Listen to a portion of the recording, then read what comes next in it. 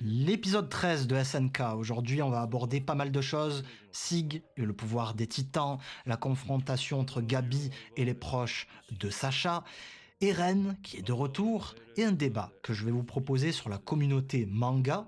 En fin de vidéo, je vais vous expliquer quel est l'animé que je vais aborder après SNK. Vous avez été beaucoup à poser la question, donc un programme très chargé. Sans plus attendre, c'est parti. Bienvenue sur la chaîne de Reggie. Laisse un petit like si t'apprécies la vidéo. Salut tout le monde, bienvenue, c'est Reiji, comme tous les dimanches, la review de SNK, mais c'est bientôt terminé, eh oui. Donc, en fin de vidéo, je vous en dirai plus sur la suite des événements, quel est l'animé que je vais aborder. En attendant, on va parler de Sig. Et oui, dans ce passage-là, il utilise le terme axe, très important, le pouvoir des titans, et il dit ceci: il suffit que mon liquide cérébrospinal pénètre dans l'organisme des descendants d'Ymir pour inscrire en eux l'axe qui permet d'activer le pouvoir des titans. Très important ce passage.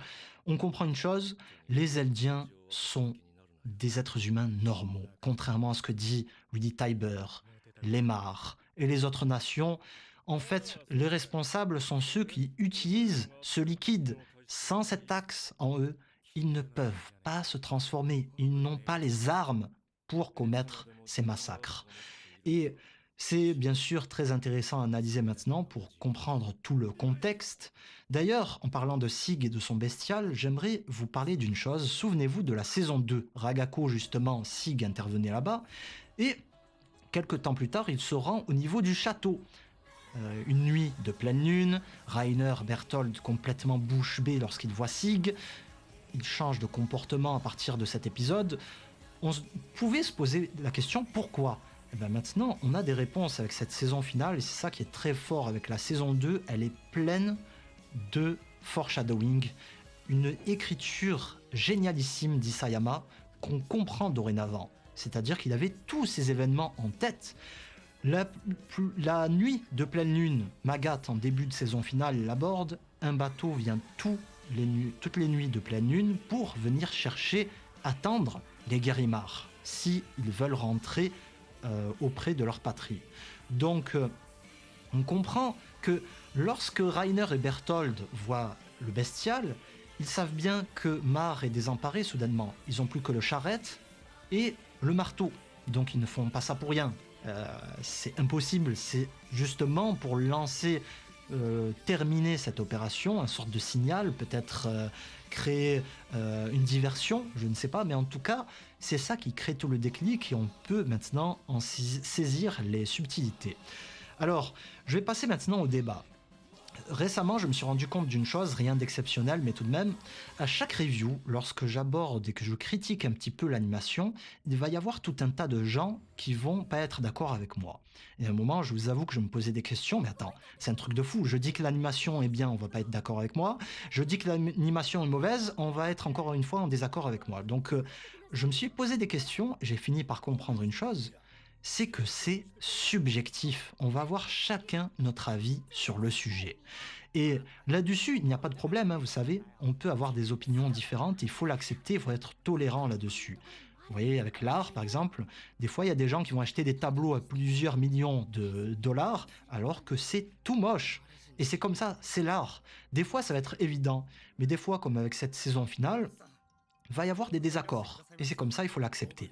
Par contre, là, on arrive au débat. Il y a une chose qui me gêne un petit peu, et bon, je l'accepte aussi, mais c'est vraiment dommage. C'est l'ambiance un petit peu trop partisane à mon goût dans la communauté manga et Japanimation. Qu'est-ce que je veux dire par là? Eh bien, à l'instar de la politique ou dans le sport avec les supporters de clubs de foot et j'en passe, les gens prennent trop les choses à cœur et si tu es contre eux, tu deviens leur ennemi.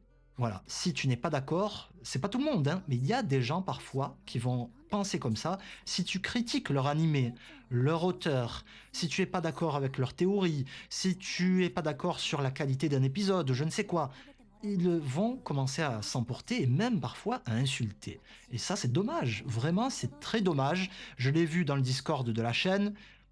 Il y a eu des disputes parfois, et à chaque fois, ça commence pour rien, pour un sujet. Et c'est quoi ce sujet? Le manga. et la Japanimation. Mais au quotidien, est-ce que c'est SNK qui vous paye votre gagne-pain, qui vous aide en cours au lycée ou je ne sais quoi? Non! Ça reste un divertissement, un moyen de s'évader, de réfléchir, de penser à autre chose, mais c'est tout. Et il y en a qui prennent les choses trop à cœur et je comprends pas pourquoi. Voilà, donc je vous pose la question, je vais un peu avancer, on va aller à la confrontation, voilà. Je vous pose la question, comment ça se fait? J'aimerais bien le comprendre, et c'est un débat que je lance avec vous dans les commentaires, et je peux que vous inviter à vous montrer, voilà, à avoir un bon comportement dans les commentaires lorsque vous dialoguez avec les gens. Si vous voulez convaincre quelqu'un d'une chose, c'est toujours le bon comportement qui fonctionne, et une magnifique transition, on va en parler dans quelques instants avec le père de Sacha. Alors on arrive à cette scène du restaurant qui est exceptionnelle. Isayama illustre avec génie le cycle de la haine de plusieurs manières. Déjà avec Gabi, qui a tous ses a priori, et d'ailleurs quelque chose de très intéressant, elle pense que l'amour est impossible entre deux ethnies différentes. Et justement, Nicolo est passé par ce passage-là, il est arrivé sur Paradis, et il a trouvé l'amour avec Sacha. Donc tous ces préjugés se sont envolés, il a compris la réalité de la situation et pour preuve, il protège Jean et il empêche de boire, d'utiliser cette bouteille-là contenant le liquide de Sig. Bien joué, Nicolo. Malgré son développement positif dans le récit, une difficulté s'oppose à lui, et c'est quoi? La meurtrière de Sacha qui apparaît. Et là, ça chamboule tout ce personnage parce que il a le besoin de se venger, donc la violence, et il implique un innocent, c'est Falco, qui se retrouve à ingurgiter le liquide. Donc là-dessus, il y a une difficulté supplémentaire qui apparaît, c'est que Nicolo est compromis par ce cycle de la haine, lui qui avait évolué. Son discours d'ailleurs sur son amour pour Sacha, c'est touchant, un pont entre les deux ethnies, et même un retournement de situation, parce que soudainement il devient plus proche de la famille de Sacha, alors qu'ils sont Eldiens et Luimar, plutôt que ses compatriotes Falco et Gabi. Voilà, c'est vraiment exceptionnel comme évolution. Et c'est là qu'intervient Mr. Browse, qui coupe court à ce cycle-là, et il fait une des choses les plus dures pour un être humain, c'est de passer outre une injustice et de pardonner. Et ça au quotidien, si vous avez subi une injustice, je sais pas, si vous avez été agressé, si on vous a cambriolé, on vous a volé quelque chose, si on vous a viré injustement d'un boulot, ou du lycée, ou qu'on vous a accusé à tort d'un truc, ou peu importe, c'est terrible à vivre une injustice, c'est très très très dur. Et on a ce besoin de justice. Mais parfois, je dis pas dans toutes les situations, mais parfois on peut pardonner. Dans ce cycle de la haine, c'est nécessaire pour aller de l'avant. Parce que si nous aussi on se venge sans cesse, eh ben ça fait des effusions de sang et on s'en sort plus. Et l'écriture d'Isayama là-dessus est magnifique, avec les répliques des personnages, notamment du père de Sacha. C'est explicite, donc c'est très fort. On comprend tout de suite le fond de sa pensée. Sacha est partie se battre en terre étrangère. Elle a tué et elle a fini par mourir. Pour moi, ce qui a tué Sacha, c'est de s'être égarée dans cette forêt. Cette forêt, c'est quoi? C'est ce monde, elle qui était chasseuse dans sa petite forêt, qui s'est aventurée dans le monde et qui a été tuée par d'autres prédateurs. Donc une magnifique métaphore, et c'est plein de philosophie. Si on ne veut pas que ces tragédies se répètent encore et encore, il faut tirer les enfants de ce bourbier. Magnifique. C'est vraiment, Isayama a vraiment bien décrit ce cycle-là dans un épisode, et comment s'en sortir, et parce que c'est pas terminé. À lui seul, il cause le déclic de Nicolo et de Gabi, deux cœurs meurtris par les pertes, la violence, la haine. Il réussit à les toucher comment? Et ça, je vous en parlais tout à l'heure, avec le bon comportement. Trop souvent, on a tendance à essayer de convaincre les gens, excusez-moi, avec la dureté, avec parfois, je vais pas dire la violence, mais on va être dur, on va peut-être même insulter, on va dépasser toutes les limites. Mais ce n'est pas ça qui fonctionne. Pour toucher un cœur humain, eh ben, c'est faire preuve de bonté, euh, essayer de trouver les bons mots, la clé qui va ouvrir ce cœur-là pour essayer de faire réfléchir autrui. C'est ça qui fonctionne au quotidien, et c'est pas les gens qui vont être durs, qui vont répondre au mal avec le mal. Cette phrase que j'entends souvent, c'est ce qui marche le plus, c'est de répondre avec le bien, et ça peut toucher des cœurs à un point que vous imaginez pas. Et c'est ce qu'on voit dans cet épisode-là. Chacun aura son expérience à ce sujet dans le quotidien. En tout cas, c'est un épisode, c'est un équilibre qu'on voit dans cet épisode très fragile, parce qu'on voit Kaya qui souhaite se venger à son tour. Et un rien peut briser cette paix. Vraiment, c'est terrible, parce qu'on peut bien imaginer qu'une fois sa vengeance réussie, Falco souhaite se venger à son tour, et on s'en sort jamais. Donc on le voit ce passage, elle était sur le point de tout casser, alors que Gabi disait « C'est vrai, vous ne me haïssez pas ?» Tout allait être détruit. On a Eren qui débarque, une transition magnifique avec Mini Eren, Gabi, qui parle de son obsession pour la mort, et Armin qui répond ça me rappelle quelqu'un. Eren arrive, et il n'est pas amical. Une blessure à la main, il peut se transformer à tout moment, donc il n'est pas là pour avoir une discussion avec ses amis, comme au bon vieux temps, il est prêt s'il le faut à se battre.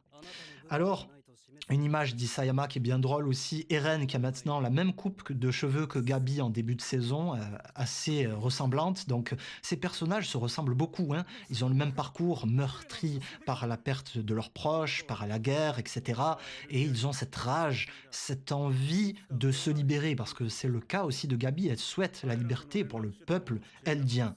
Donc maintenant, je vais répondre à un commentaire avec Xelus.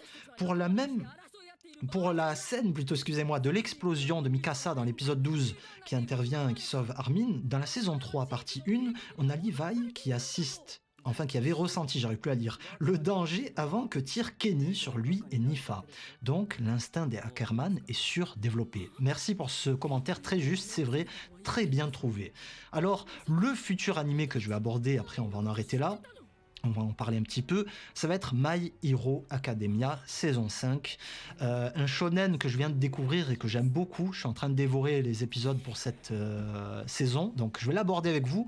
Et oui, je compte aborder des thèmes populaires avec vous. Des sujets, des animés qui fonctionnent, parce que oui, cette chaîne, je souhaite la développer, hein, je ne vous le cache pas, je veux pas en rester là, donc on va continuer. J'aimerais bien d'ailleurs trouver un autre manga que SNK, à développer avec vous, avec des reviews. Donc n'hésitez pas, si vous avez des suggestions, un manga papier en cours et qui serait vraiment fort à analyser en votre compagnie. Donc faites-moi vos suggestions d'animés, de manga papier en commentaire. Je compte aussi aborder Demon Slayer lorsque ça sera dispo, la saison 2 qui est annoncée pour 2021. Mais en gros, je vous le dis, je compte aborder des animés qui me plaisent, des thèmes qui me touchent un minimum. C'est pas aborder des animés pour le faire, quoi. Si la thématique de l'animé en question ne me plaît pas, si je suis pas d'accord avec certaines notions, etc., je l'aborderai pas. Voilà, je suis clair là-dessus. Donc My Hero Academia, j'aime beaucoup, un shonen très intense, hein, ces fameux passages, j'ai eu à plusieurs reprises des frissons avec You Say Run, vraiment exceptionnel, donc je suis en train de suivre ça et j'ai hâte de partager ça avec vous. Je pense que ça sera différent ces reviews, parce que SNK, je connais le manga, donc là, je vais découvrir. Ça sera des vidéos plus spontanées, des reviews après l'épisode, donc ça sera moins préparé. Ça sera certainement plus court, du coup, moins profond, parce que pour avoir une philosophie comme SNK, ça, on le retrouve pas tous les jours. C'est peut-être une fois tous les 10 ans, tous les 20 ans, donc c'est très compliqué, hein. Il y a de bons animés, mais une profondeur pareille, c'est pas très fréquent. Donc voilà ce que j'avais à vous dire. Faut profiter, hein, c'est bientôt fini, notamment le manga papier. Aïe aïe aïe, ça a été terrible hier.